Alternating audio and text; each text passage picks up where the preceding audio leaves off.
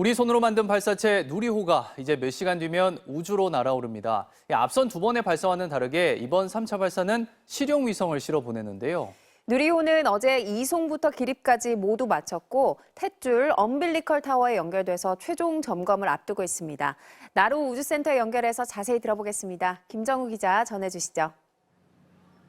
네, 오늘 누리호의 실전 비행이 예정된 만큼 이곳 나로 우주센터에도 긴장감이 감돌고 있습니다. 제가 있는 이곳은 누리호 발사대로부터 약 3km 정도 떨어져 있는데요. 통제구역을 제외하고 누리호에 가장 가까이 접근할 수 있는 데입니다. 오늘부터는 이 주변 바다와 하늘길까지 통제될 예정이라고 하고요. 정부는 어젯밤 누리호 발사 준비 점검을 끝낸 뒤 특이사항 없이 정상적으로 준비가 진행 중이라며 계획대로 오늘 발사하겠다고 밝혔습니다. 하룻밤을 발사대에서 보낸 누리호는 연료 주입을 위해 누리호의 탯줄이라 불리는 엄빌리컬 타워에 연결돼 있는데요. 오전 중에 발사 운영을 위한 최종 점검에 돌입하게 되는데 문제가 없다면 발사 2시간 반 전부터 연료와 산화제 충전을 시작합니다. 연료 주입을 마치게 되면 발사 10분 전부터는 마지막으로 컴퓨터가 진행하는 준비 작업인 자동 운용 시스템이 가동되는데요. 이 과정에 문제가 없다면 발사 4초 전에 1단 엔진이 점화되고 고정 장치가 풀리면서 오후 6시 24분에 누리호의 3차 발사가 시작됩니다. 날씨가 변수인데 어제는 비가 왔다고 들었습니다. 지금 날씨는 어떻습니까? 네, 다행히 오늘은 비도 내리지 않고 바람도 평균 풍속이 초속 0.1m 수준으로 안정적인 편입니다. 다만 지상에서는 느낄 수 없는 고층풍이 관건인데요. 세게 불면 누리호에 하중을 가할 수 있어 상공에 기상 관측기를 띄워 발사 전까지 수시로 확인할 예정입니다. 기상 변수 없이 순조롭게 발사될 경우 누리호는 태양빛을 늘 받을 수 있는 여명 황혼 궤도로 위성을 싣고 갑니다. 누리호는 총 8개의 위성들을 배달하게 되는데 충돌을 막기 위해 20초 간격을 두고 분리해야 하는 만큼 한층 더 난도가 높아진 비행이 될 것으로 보입니다. 누리호의 임무 성공 여부는 발사 1시간 30분 뒤에 발표될 예정입니다. 지금까지 전남 고흥 나로 우주센터에서 MBC 뉴스 김정우입니다. 후쿠시마 오염수 시찰단이 어제 방사성 물질을 제거하는 알프스 설비와 오염수 저장 탱크를 둘러봤는데요. 오늘은 화학 분석동을 점검할 예정입니다. 시찰은 오늘 마무리되지만 방류 설비가 안전한지에 대한 판단은 상당한 시간이 걸릴 것으로 보입니다. 장인수 기자입니다. 시찰단이 중점적으로 점검한 것은 다핵종 제거 설비 알프스였습니다. 어떠한 원리로 어떠한 계통 구성으로 핵종들을 제거를 하는지 이 부분을 저희가 중점적으로 확인을 했습니다.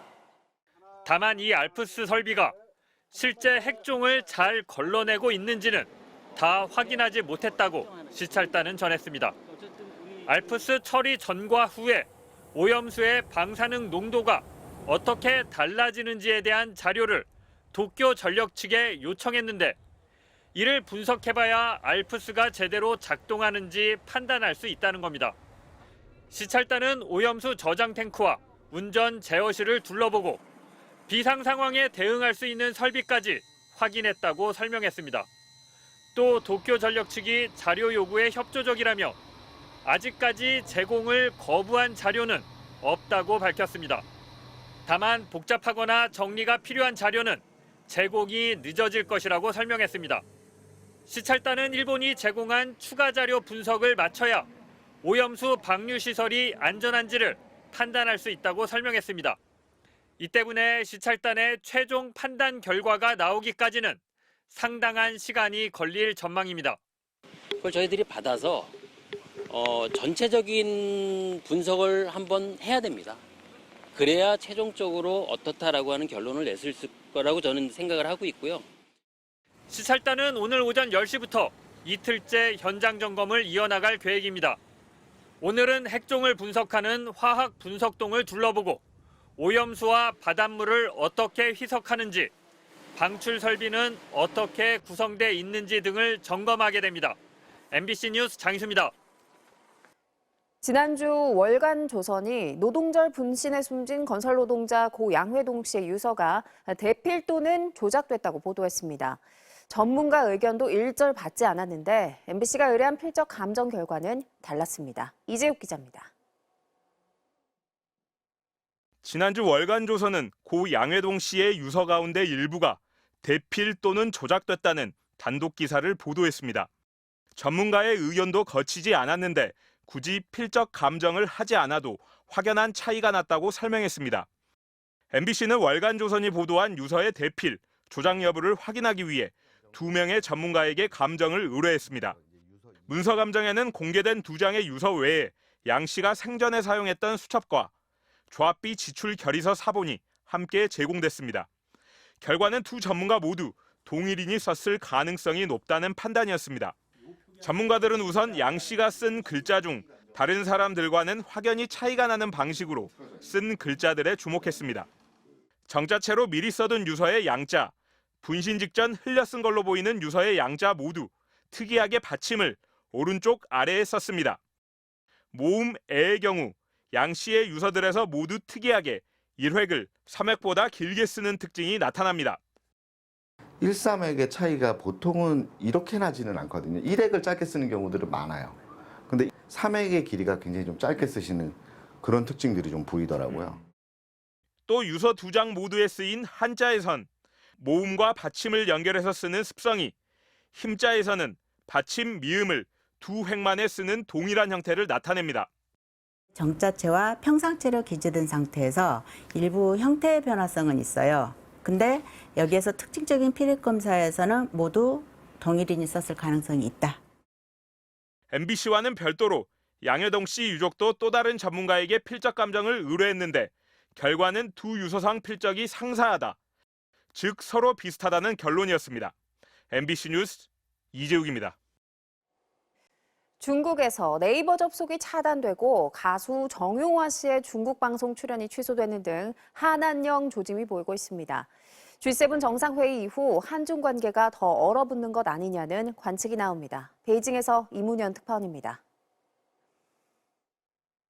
이곳은 MBC 중국 베이징 사무실입니다. 네이버가 이틀째 차단이 되고 있는데 한번 접속을 해보겠습니다.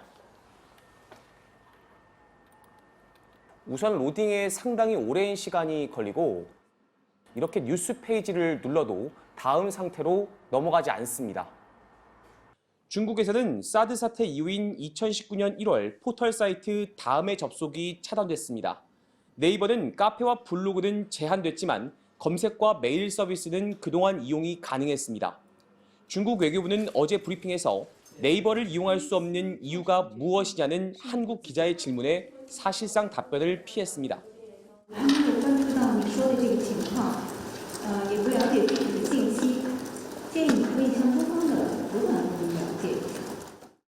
우리 외교부는 확인 중이라고 밝혔습니다. 외교부도 관련 보도에 대해서는 인지하고 있습니다. 이 건에 대해서는 유관 기관과 함께 확인 중에 있습니다. 중국 최대 OTT 업체의 예능 프로그램 출연이 예정됐던 한국 가수 정용화 씨의 출연도 돌연 취소됐습니다. 베이징시 라디오 TV국은 어제 정용화 씨가 예능 프로그램을 촬영한다는 소식은 사실이 아니라며 해당 프로그램은 앞으로도 정용화 씨를 게스트로 쓰지 않을 것이라고 밝혔습니다. 네이버 차단과 한국 연예인의 출연 불발이 G7 정상회의 즈음 이뤄진 만큼 일각에서는 껄끄러워진 한중 관계가 반영된 결과가 아니냐는 분석도 나옵니다. 베이징에서 MBC 뉴스 이문현입니다. 한미 양국이 북한의 IT 기관에 대해 동시에 제재에 나섰습니다. 가상화폐 해킹 등 북한의 불법적인 자금 조달을 막기 위한 조치입니다. 워싱턴에서 김수진 특파원입니다. 한국 외교부와 미국 재무부가 북한의 IT 회사를 동시에 제재했습니다. 외교부는 북한 국방성 산하의 정보기술 회사와 군수공업부 산하 무역회사 등 기관 3곳과 개인 7명을 제재 대상으로 지정한다고 밝혔습니다. 이들 회사는 러시아와 중국, 라오스 등의 IT 인력을 파견하고 가상자산 플랫폼 개발 등을 통해 외화를 벌여들였다고 외교부는 설명했습니다. 외교부의 제재 대상에는 IT 교육기관인 금성학원도 포함됐습니다. 금성학원은 김정은 국무위원장의 아내 리설주도 다닌 영재학교인데 최근에는 IT 인재 양성에도 나선 것으로 전해졌습니다. 개인으로는 국방성 산하 회사의 총책임자 김상만 등이 포함됐고 라오스에서 북한 식당을 운영하면서 돈 세탁을 한 책임자도 명단에 이름을 올렸습니다. 이들 기관과 개인에 대한 제재는 한국 정부가 세계 최초로 지정한 것이라고 외교부는 설명했습니다. 미국 재무부도 국방성 산하 IT 회사와 연구소, 대학 등을 제재 명단에 추가했습니다. 미국 정부는 이들 기관에 대해 한국 정부가 이미 제재를 가했다면서 가상화폐 해킹 등 북한의 불법적인 자금 조달을 차단하기 위해 동시 제재에 나선다고 설명했습니다. 한미 외교당국은 북한 IT 인력 활동 차단을 위한 공동 심포지엄을 열고 북한의 불법적인 활동 방식과 제재 회피 수법 등을 공유할 예정입니다. 워싱턴에서 MBC 뉴스 김수진입니다.